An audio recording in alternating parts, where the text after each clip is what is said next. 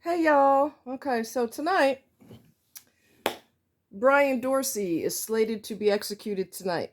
Okay, and we're going to talk about Brian Dorsey and the crime that he has committed and a whole bunch of fools that are surrounding him and trying to prevent him from being executed, which is asinine to me. I don't care who doesn't like it. This is my opinion. And I'm not going to change my opinion probably ever on this unless it's a self-defense issue. If it's a self-defense issue, it's going to be you or that person. That's a different story. But when you look at the ridiculosity surrounding the case, you'll be like, all right. So Brian Dorsey he was a drug head, and he's severely obese, which that comes into play also. And as an avid drug user, it's hard for them to get access to his veins. So let's get to the crux of it. So basically, because he was a drug head and because you're supposed to give him money for his habit, people got a lot of grandiose expectations. Okay, you're supposed to give him money for his habit. And his cousin, female cousin, and her husband, he went over there and he said, "I need money. Drug dealers are after me," which is probably not true. He needed more money for drugs. Okay, and they refused. All right. So they went to bed, and he went and stole one of their guns. And while they're laying in their bed, minding their own business, he shot and killed both of them, and he also raped his cousin, sexually assaulted his cousin. So he's been on death row for the longest time, and it would probably blow your mind. It blows my mind. He was obviously a good inmate, whatever that means. Okay. He never caused any problems there when he was locked up. He never caused problems. And he got along with the guards. And so all of a sudden he's a good person, which is ridiculous. Okay. So because he's an ideal inmate, doesn't cause problems, doesn't cause fights, doesn't, pretty cooperative, whatever the case may be, many guards, correctional COs, correctional officers, have rallied around him and have sent endless pleadings to the governor to grant him clemency.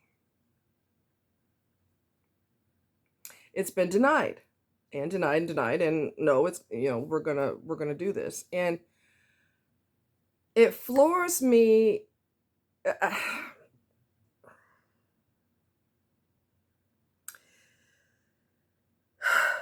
It blows my mind that so many people will rally around a bad person. I don't care how you are now. I don't care if you are the first inmate pope.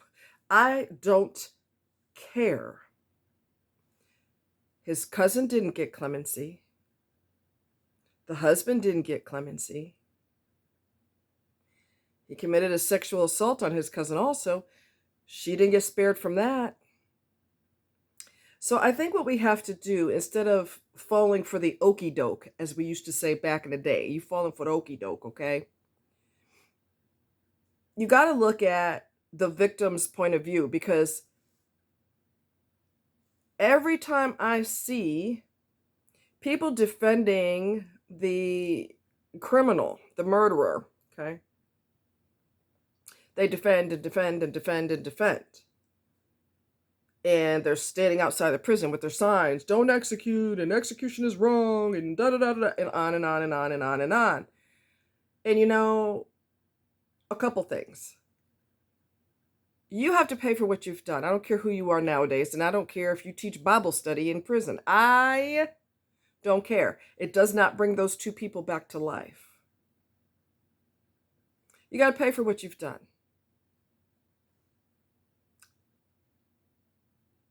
And doing good deeds does not all of a sudden erase what you've done.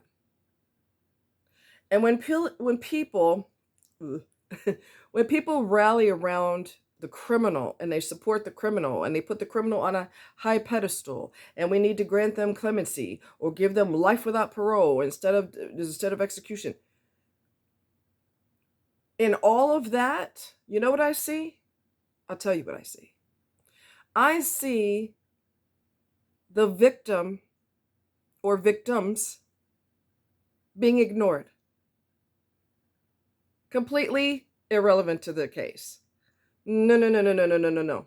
The victims are who we need to focus on, okay? Because if I was laying in my bed and somebody shot me or someone I care about who was laying in their bed, I'm going to have a serious problem with you, and I wouldn't give a damn if you sold god dang Girl Scout cookies in prison. You still need to pay for what you've done because you killed my loved one, or you killed Susie's loved one, or Billy Bob down the road loved one. I don't care. I hope for your sake that you developed a relationship with God. I hope for your sake that you are remorseful. And I don't mean remorseful because you're on death row or remorseful because you're in prison. No, that's not real remorse. If you're remorseful, then you know where you're going when you die. You'll know where you're going, hopefully. But it doesn't erase what you've done. It doesn't pull them out of the grave. So in case of anybody who's tempted to only see the inmate's perspective, I want you to put yourself in the victim's shoes. We cannot lose our humanity. We cannot lose our common sense, which isn't common, okay?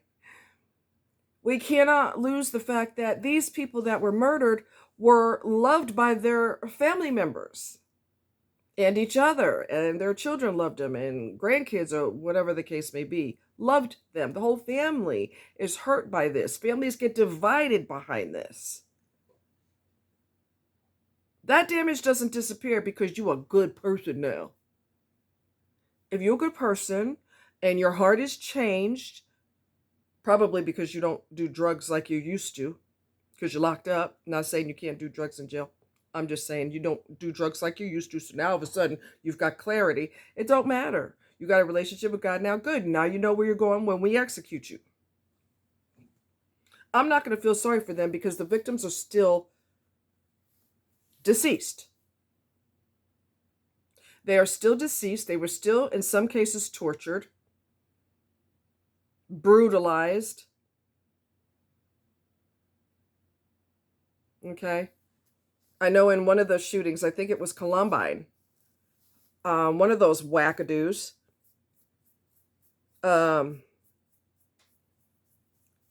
there were two of them, two shooters. One of them peeked under the desk where someone was hiding and said, "Peekaboo," and then shot and killed them. And you think I'm going to feel sorry for them? You got to be kidding. They gave themselves the death penalty, which is fine with me. Bye-bye. Okay? I don't give a damn about that person. I give a damn about the victims. We lose sight of the victims. We lose sight of the fact that they were screaming and begging for their life.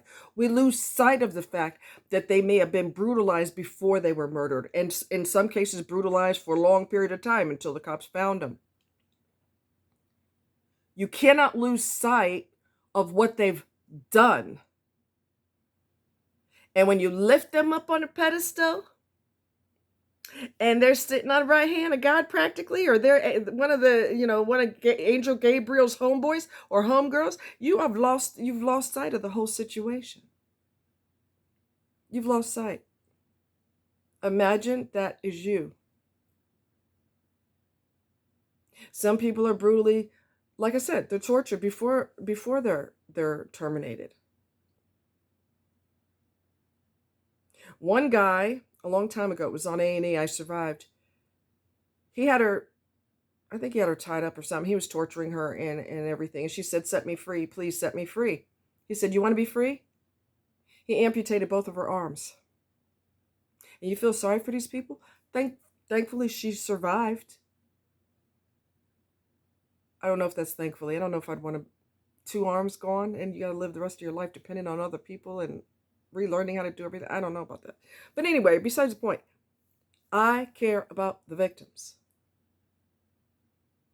So there's a big to-do about, and this is another thing that baffles my brain, okay?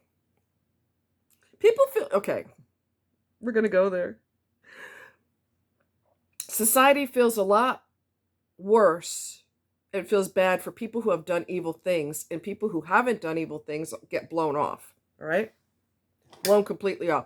Look at the families of people that you know that are deliberately giving money to the drug heads in the family, knowing the money's going up their nose or in their arm, and they will do any bend over backwards for them. This shit happens all the time. People have it twisted and backwards. They break their necks for people who are awful, okay? And they blow off people who aren't. People are backwards. Their brain must be inside their head backwards or something. I don't really know. Anyway, happens all the time. Very dysfunctional. Very enabling and very dysfunctional. Anyway, so there's this big to-do about, well, we don't want him to suffer. We don't want him to suffer when we execute him. We don't want him to suffer. Didn't his cousin suffer? Didn't she suffer? Didn't her husband suffer? For maybe they didn't die right away. But you know the person next to you died. Your partner just got murdered right in front of you, so you know you're next, possibly. You don't think that's suffering?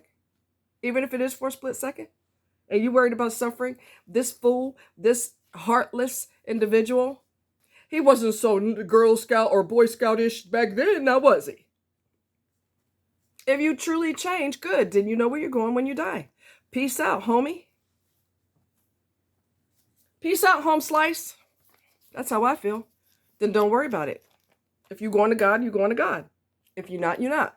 And if all of your good deeds are fake, God's going to know the difference. Anyway, he's obese, and because he was an avid drug user, they cannot find a vein, so they may have to do a procedure, the prison, when they put him down, which I hope they do. I hope there's no last-minute clemency. Deny him. Please deny him. Please put him out of his misery. Please. They may have to do a procedure called cut down. Cut down is when they have to, because because what you did with your own body, you don't have any decent veins. So what they have to do is make an incision at the prison, okay? They have to make an incision. They have to take a forceps and put it into your tissue, and then use the forceps to separate your tissue so they can get down to the vein. And his attorneys are like, oh, he's going to suffer. Oh.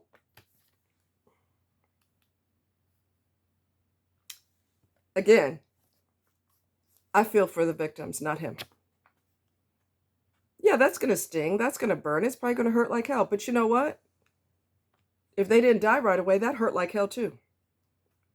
I'm sorry. I don't. No. Put his ass down. Please put him down. We have to remember the victims. We have to make sure that you don't get released on good behavior.